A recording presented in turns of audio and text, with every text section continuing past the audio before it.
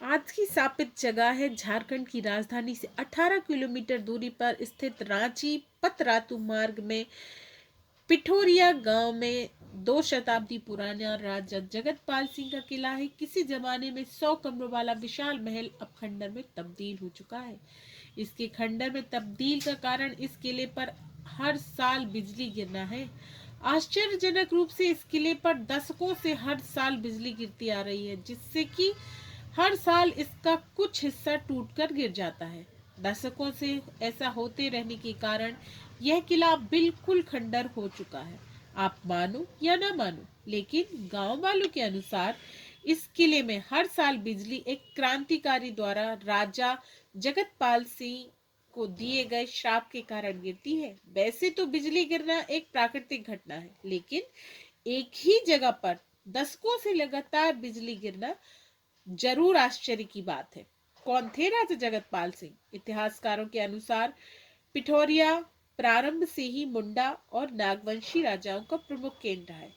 यह इलाका 1831-32 में हुए कोल विद्रोह के कारण इतिहास में अंकित है।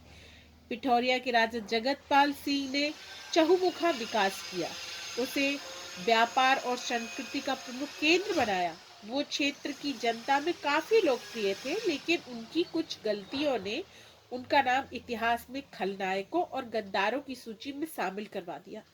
क्या थी गलतियां? सबसे पहली गलती उन्होंने 1831 के विद्रोह के समय की। 1831 में सिंध राय और बिंद राय के नेतृत्व में आदिवासियों ने आंदोलन किया, लेकिन यहाँ की भौगोलिक परिस्थितियों से अनजान अंग्रेज विद्रोह को दबा नहीं पा रहे थे। इसीलिए अंग्रेज अधिकारी बिल किल्सन ने राजा जगतपाल सिंह के पास सहायता का संदेश भिजवाया, जिससे जगतपाल सिंह ने स्वीकार करते हुए अंग्रेजों की मदद की। उनकी इस मदद के बदले तत्कालीन गवर्नर जनरल विलियम बेंटिक ने उन्हें 313 रुपए प्रति माह आजीवन पेंशन दिया। दूसरा और सबसे बड़ा गुना उन्होंने 1857 की क्रांति में किया। 1857 प्रथम स्वतंत्रता संग्राम में क्रांतिकारियों को अंग्रेजों के लिए उन्होंने पिठोरिया घाटी की घेराबंदी की, ताकि क्रांतिकारी अपने मकसद में सफल न हो सके। इतना ही नहीं, वे क्रांतिकारियों की हर गतिविधियों की जानकारी अंग्रेज तक पहुंचाते। राजा के प्रति नाराजगी इस कदर व्याप्त थी कि उस समय क्रांतिकारी ठाकुर विश्वनाथ सहदेव उन्हें सबक सिखाने पिठोरिया पहुंचे और उन पर आक्रमण किया। बाद में वे गिरफ्तार हो गए और जगतपाल सिंह की गवाही के कारण उन्हें 16 अप्रैल 1858 को रांची जिला स्कूल के सामने कदम के बेर वृक्ष पर फांसी पर लटका दिया गया।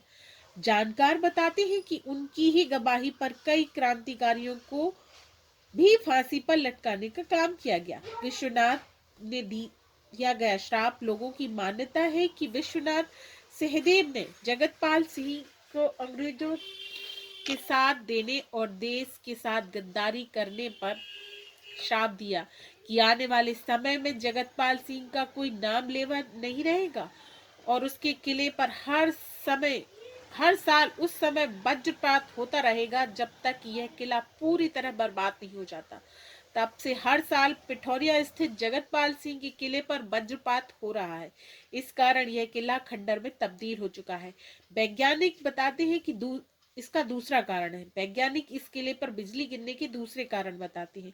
उनके मुताबिक यहाँ मौजूद ऊंचे पेड़ और पहाड़ों में मौजूद लोहे आश्कों की प्रचुरता होने के कारण आसमानी बिजली को आकर्षित करने का एक बहुत ही सुगम माध्यम उपलब्ध कराती है, जिसके कारण बारिश के दिनों में यहाँ अक्सर वज्रपात होता रहता है।